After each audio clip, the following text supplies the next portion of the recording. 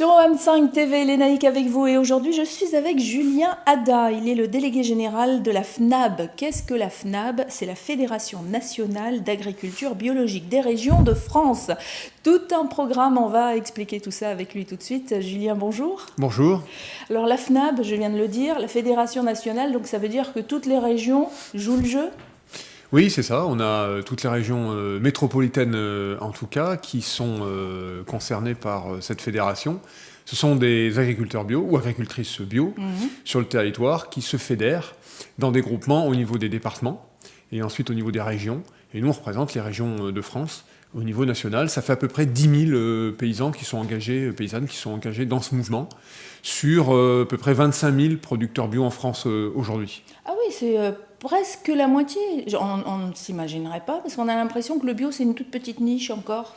Alors oui, nous, on représente 10 000 producteurs bio sur 25 000 producteurs bio, mais il y a encore 300 400 000 agriculteurs en France. Voilà. Donc ça reste effectivement 5%, 4-5% de la production, mais ça ne cesse de croître en fait. Il y a eu beaucoup de conversions ces dernières années. Il semblerait que là, ça va bien repartir à partir de 2015.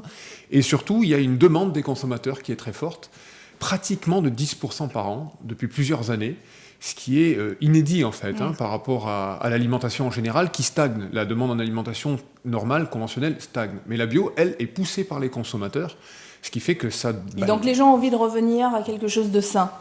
Eh bien, on dirait effectivement que l'agriculture biologique, les produits bio en tout cas, ne sont pas une mode en fait, ou sont pas une... Ça a eu été peut-être, il y a eu un effet de mode à un moment. Et puis peut-être que là, les gens ont vraiment envie de s'engager aujourd'hui. Voilà, ceux qui en parlent le mieux, à la limite, c'est pas nous, c'est les distributeurs, les grands distributeurs, etc., qui ont bien compris, ils nous le disent. On a vu au niveau même mondial, ce n'est plus une mode. Ce n'est pas une mode, c'est ce qu'on appelle une tendance de fond. C'est-à-dire quelque chose qui va croître comme ça. Voilà, donc on part de pas beaucoup, donc ça augmente régulièrement. Alors c'est sûr que ça représente au niveau alimentaire 2%, mais c'est une tendance de fond, et surtout qui se développe dans toutes les couches de la population. Il est absolument faux de dire que ça concerne des personnes qui auraient les moyens d'acheter de la bio. Bah ça, on disait que pour manger du bio, il fallait avoir de l'argent de toute façon parce que c'était plus cher. Est-ce que c'est encore le cas aujourd'hui? Alors c'est encore le cas aujourd'hui, et ça il faut l'expliquer. Il faut l'expliquer. Néanmoins, on a vu, il y a une étude de Credoc qui le montre, que les ménages modestes, quand on dit modeste, c'est en dessous de 700 € par mois, etc., enfin très modestes, introduisent même dans leur panier, avec ces si faibles moyens, ils introduisent un peu de bio. C'est-à-dire qu'eux aussi, ils veulent accéder à une alimentation saine, de qualité, et il n'y a pas de raison qu'ils ne puissent pas y accéder. D'ailleurs, nous, on développe aussi beaucoup de programmes sociaux pour que des paniers, par exemple, avec des produits bio, puissent être proposés au public défavorisé, etc. Donc ça concerne toute la population aujourd'hui. Alors quand vous disiez, ça s'explique, quand on dit que le bio est plus cher, ça s'explique parce que, évidemment, les façons de produire ne sont pas les mêmes. Exactement. Alors ça, c'est vrai que c'est un point très important. L'agriculture biologique nécessite plus de main-d'œuvre, puisque nous n'utilisons pas de produits chimiques de synthèse qui sont très puissants, très nocifs également, mais surtout très puissants, et qui permettent par exemple de désherber rapidement, qui permettent de faire pousser plus rapidement, qui permettent de lutter contre toutes les attaques biologiques, donc insectes, champignons, etc., et ça, c'est l'agriculture conventionnelle. Voilà. Donc c'est une agriculture intensive, avec des forts rendements, et qui est sur cette logique-là. Maintenant, l'agriculture biologique, c'est une agriculture qui va se passer de tous ces éléments extérieurs, et qui va revenir aux fondamentaux de l'agriculture. Et automatiquement, on utilise plus de main-d'œuvre. Il faut la payer. Alors, ce qui est intéressant... Il faut plus de main-d'œuvre et plus de temps aussi pour laisser pousser le légume, le fruit. Exactement. Donc, c'est ça. Donc, en termes de temps et de main-d'œuvre. Alors, ce qui est intéressant, c'est que le ministère de l'Agriculture le dit très bien, ça crée plus d'emplois. Donc, une ferme bio crée 50% d'emplois en plus qu'une ferme conventionnelle. Et si vous... Oui, parce que la ferme conventionnelle, tout est automatisé. Très mécanisé. Alors nous sommes nous aussi mécanisés. On imagine peut-être le paysan bio en sabot en train de gratter sa terre. C'est pas le cas. Non. Aujourd'hui ils ont des robots, des grandes machines. Oui, ils sont quand même aidés. Oui, avec des lectures optiques, électroniques pour le semis, pour le désherbage, etc. Non, c'est vraiment très très mécanisé également. Mais néanmoins, ça crée plus d'emplois et surtout. Il y a beaucoup de fermes bio qui commercialisent elles-mêmes, c'est-à-dire qui font de la vente directe. Et c'est là qu'elles créent de nouveau plus d'emplois. parce qu'elles vont transformer leur fromage, elles vont le vendre. Elles vont faire du pain, elles vont le vendre. Elles Des vont produire des paniers, des choses. confitures, des tisanes, de la charcuterie, de la viande en caissette, etc. Et une ferme sur 2 bio, aujourd'hui, vend en direct. Oui, mais il y a aussi des fermes qui se regroupent et qui font une sorte de petit supermarché bio du coin. Alors exactement, ça c'est les bio qui l'ont inventé depuis plus de 30 ans maintenant, qui l'ont réinventé en fait, qui ont inventé un circuit alternatif de distribution. Aujourd'hui, la majorité de nos concitoyens vont dans des grandes surfaces, ou des moyennes surfaces, enfin la grande distribution. C'est ça. C'est là, on va à peu près tous là. Or, ces grands magasins, au départ de l'agriculture biologique, ne pouvaient pas vendre ces produits, ne voulaient pas les vendre, enfin... Parce qu'ils étaient plus chers. Parce qu'ils étaient différents, parce qu'ils étaient complètement différents, et surtout... Ils ne rentraient pas dans le cadre. C'est ça, on voit une pub en ce moment où on voit des légumes qui sont moches et on dit il faut les aimer, ces légumes ou ces fruits moches. Et quand on dit moche, c'est parce qu'en fait, on les a laissés pousser comme ils voulaient et on ne les met pas de côté parce qu'ils ne ressemblent pas à la norme. Exactement.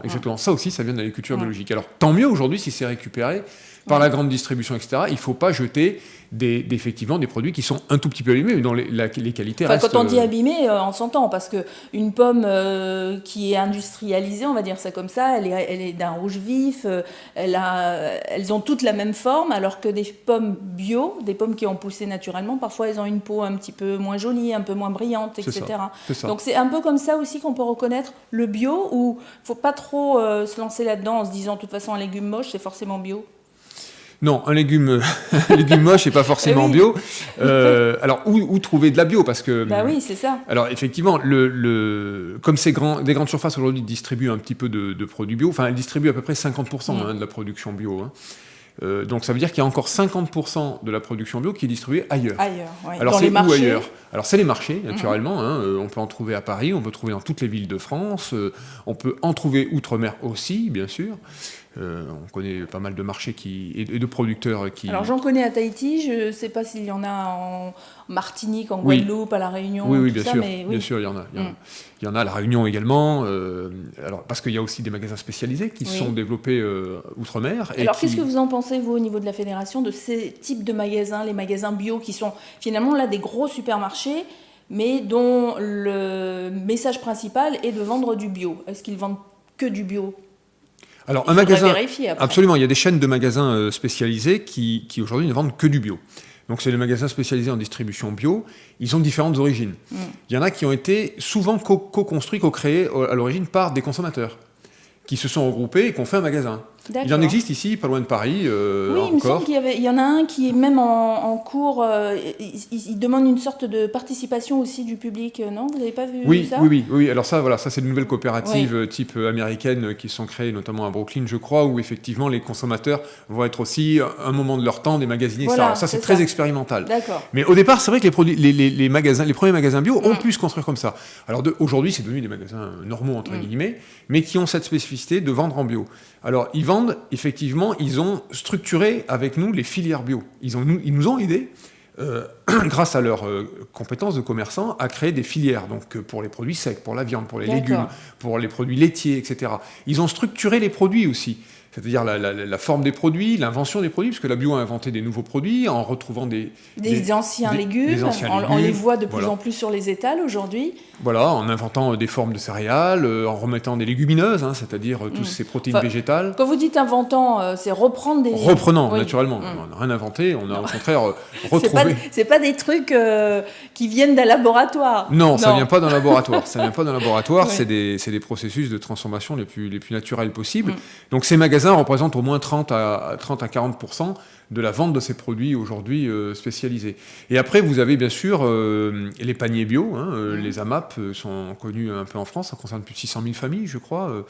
Il y a également la vente par correspondance. On trouve aujourd'hui des sites internet qui permettent de délivrer ces produits bio. Voilà. Alors nous, on milite beaucoup pour le bio local. Oui. L'objectif étant que vous habitez une région, acheter le bio de votre région. De votre région, et pour ça, il faut savoir où le trouver. Eh ben, ça tombe bien, vous m'amenez directement vers ce petit guide, je ne sais pas si on le voit bien. Alors, c'est un guide qui s'appelle « Pour vos amis biosceptiques ». Et c'est vraiment pour quelqu'un qui a envie de faire la démarche de devenir un bioconsommateur, on peut dire ça comme ça. C'est ça. Et qui va l'aider à d'abord identifier les produits bio, savoir d'où ça vient, comment ça se passe, vérifier les étiquettes. C'est des petites astuces comme ça que l'on donne aux gens. Absolument. Il faut effectivement redécouvrir un petit peu son alimentation, essayer de comprendre d'où elle vient. Alors ça demande, c'est une autre démarche. C'est sûr que c'est moins passif, c'est-à-dire que des fois on n'a pas beaucoup de temps, on fait ses courses, on est pressé, et en même temps on est un peu confus devant autant d'offres. On ne sait pas. Il y a beaucoup de produits, on ne sait Et pas. on est un peu méfiant aussi, parce que dans les magasins, on voit beaucoup de choses au niveau marketing, où ils mettent en avant le bio, et puis en fin de compte, quand on regarde les étiquettes, il y a un ingrédient bio, et tout le reste, on ne le dit pas. Donc, comment on fait dans ce cas-là ? Alors, si c'est un produit bio transformé, donc ça peut être une sauce, ça peut être un plat gâteau, cuisiné, un gâteau, etc. S'il est estampillé bio, c'est-à-dire avec l'Eurofeuille, c'est la feuille européenne, le règlement européen, alors c'est la même chose que le AB en France, l'Eurofeuille, ce signe, ce logo, veut dire qu'il y a au moins 95% des produits de cet aliment qui sont bio, d'origine bio. Donc ça c'est certain, c'est-à-dire que c'est contrôlé par des organismes externes, qui vérifie qu'il y a bien 95% au moins qui est d'origine bio. Alors parfois, voilà, il y a 5% qui peuvent ne pas être d'origine bio. Ça peut être lié à des produits difficiles à trouver en bio, etc. Mais généralement, c'est 100% ou 95%. Donc le produit, le logo, vous certifie que vous avez soit un produit brut qui est totalement bio, soit un produit transformé qui a au moins 95% de bio dedans. Alors pour revenir à ce petit guide, on le retrouve partout en région ? Oui. Alors vous pouvez le retrouver partout en région. Nous, c'est le réseau de la Fédération Agriculture Biologique. Donc vous tapez par exemple, si vous êtes le site, le FNAB, il y a la carte de France. Ou alors si vous êtes en Aquitaine, vous tapez Bio Aquitaine. Si vous êtes en Bio Alsace, Bio Bretagne. Voilà, et vous tomberez sur les sites de la Fédération. Et souvent, il y a une page pour les consommateurs. Et qui dit, vous êtes consommateur, où trouver les produits bio locaux. Et là, ils vous mettent la liste d'abord des producteurs. C'est très sympa d'aller dans les fermes, de prendre sa voiture ou son bus, etc. et d'aller à la découverte de ces fermes. Généralement, elles font des périodes de portes ouvertes, au printemps, à l'automne, etc. Vous avez aussi des redécouvertes des marchés. Découvrir un magasin spécialisé, c'est toujours une expérience quand on ne connaît pas. C'est petit, des fois on ne comprend pas. Il faut passer les étiquettes. Voilà, on se rend compte que c'est un peu différent. Mais il faut discuter avec les gens, il faut essayer de leur dire mais qu'est-ce qu'il y a de local ? Et puis vous allez découvrir que votre région a des spécialités. Et ces spécialités sont vraiment très intéressantes à redécouvrir. Vous allez découvrir aussi petit à petit, en rentrant dans ce processus, que votre régime alimentaire peut changer aussi. Alors attention, aucune prescription ici d'ordre moral, religieuse ou autre. C'est simplement que vous allez vous rendre compte que vous allez manger tout simplement un peu moins de protéines animales. Vous allez équilibrer petit à petit avec des protéines végétales, des pois, des lentilles, etc.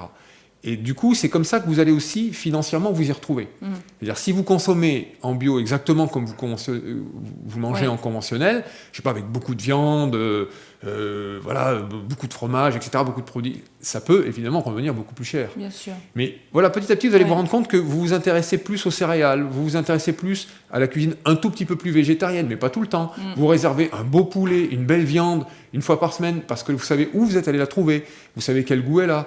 Et voilà. Et ça, ce processus fait que vous allez manger un petit peu différemment. C'est une expérience qui vaut le coup d'être tentée parce que bon, elle est surtout gustative, quoi. On se fait plaisir. On se fait plaisir. Ouais. La bio, c'est ça. C'est rien d'autre que ça. Bon, et alors aujourd'hui, au niveau de la fédération, quelles sont vos prochaines grandes missions ? Alors nos prochaines grandes missions, c'est continuer à aider les consommateurs à pouvoir accéder à la bio. Donc nous, par exemple, on développe un maximum l'introduction des produits bio dans les cantines scolaires ou dans les restaurants d'entreprise, entreprises privées ou entreprises publiques. Ça, c'est du travail, parce qu'il paraît que c'est vraiment pas bon. On a beau dire ce qu'on veut, il paraît qu'encore aujourd'hui, dans les cantines ou les restaurants d'entreprise, il y en a certains qui... Exactement. C'est ni fait ni à faire. Alors, il y a beaucoup d'efforts qui ont été faits. Alors, au niveau sanitaire, par contre... Donc, mettre du bio, est-ce que ça va changer les choses ? Alors, non. Si c'est mal fait, ça change rien. Ça change rien. Donc, nous, l'enjeu, c'est d'avoir... On a des cuisiniers qui forment d'autres cuisiniers pour pouvoir faire des produits bio. Donc, vous avez beaucoup de pain sur la planche. Vraiment. Vous avez besoin d'aide d'ailleurs au niveau de la fédération ou des régions comme ça ? Oui, alors... De bénévoles peut-être ou même d'employés qui seraient intéressés de se lancer dans ce créneau ? Alors oui, il y a beaucoup de façons de s'impliquer dans la bio. D'abord, il y a des gens qui peuvent être intéressés pour devenir paysans bio, s'installer. On a besoin de nouveaux producteurs bio, productrices bio. Alors là, c'est des formations techniques, voilà, mais c'est tout un parcours. Et on peut passer parcours par la fédération pour avoir toutes sortes pour être guidé, d'informations. Oui. absolument. Il peut y avoir du travail salarié dans la bio. C'est des postes, effectivement, alors soit qui sont liés à l'agriculture, soit qui sont liés à la communication, soit qui sont liés au commercial. C'est toute une filière qui emploie plus de 100 000 personnes en France.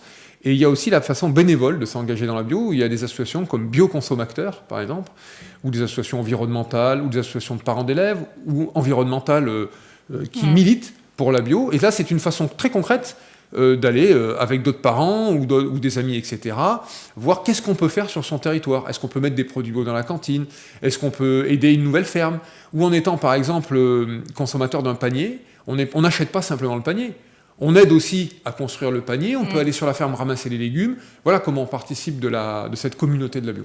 Donc, on veut plus d'infos, on va sur votre site, entre autres, parce qu'il y en a plein sur l'agriculture biologique, donc fnab.org. Il y a également www.agrobio. Alors, selon la région où vous êtes, vous mettez petit tiret Bretagne si vous êtes en Bretagne.org, et on vous redonnera bien sûr toutes ces adresses sur notre page Facebook. Merci Julien. Merci. Et bonne continuation pour 2015. Merci beaucoup. Merci.